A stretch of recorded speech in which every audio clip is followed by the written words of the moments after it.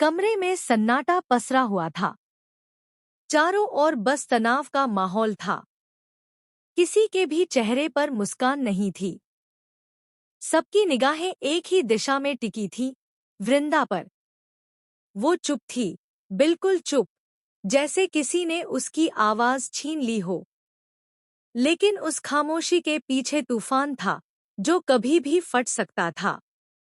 सबको लग रहा था कि कुछ है जो छुपाया जा रहा है, कुछ ऐसा जो अगर सामने आ गया तो सब कुछ बदल देगा। कुछ तो है कि तेरा नाम उस लड़की से जुड़ा है, किसी ने गहरी आवाज में कहा। उसी की वजह से वृंदा का ये हाल हुआ है। ये सुनते ही माहौल और भारी हो गया। किसी के दिल की धड़कनें तेज, किसी की नजरें झुक गईं। अब सवाल उठ चुका था, क्या सच में उस लड़की की वजह से वृंदा की जिंदगी बिखर गई? या फिर कहानी कुछ और थी?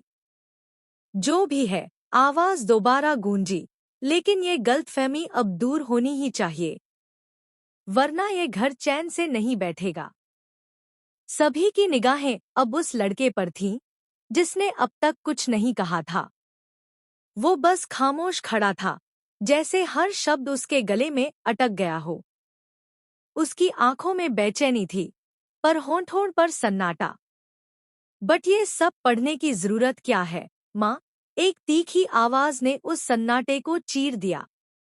मुझे तो लगता है कि कोई जरूरत नहीं है।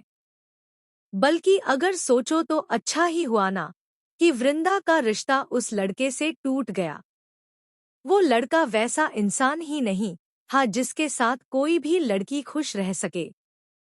वो तो बेकार था, गंदा था।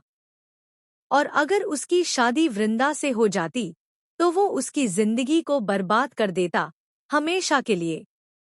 वो लड़की बोलती जा रही थी, और हर शब्द जैसे वृंदा के दिल पर किसी तेज हथियार की तरह लग रहा था। लेकिन वृंदा अब भी खड़ी थी, चुप, बिना कुछ कहे।